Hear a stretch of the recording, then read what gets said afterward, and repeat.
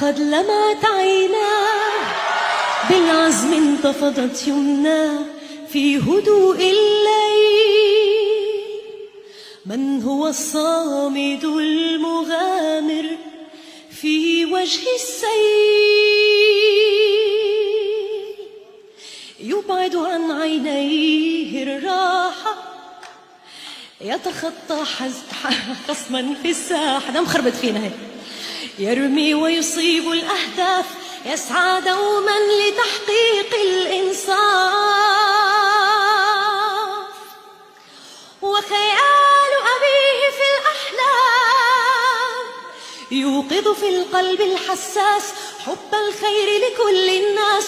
مهما كان الثمن من الصعاب، سيظل البطل القناص بكل الصبر والإخلاص، يعمل باجتهاد وعلى أهبة الاستعداد.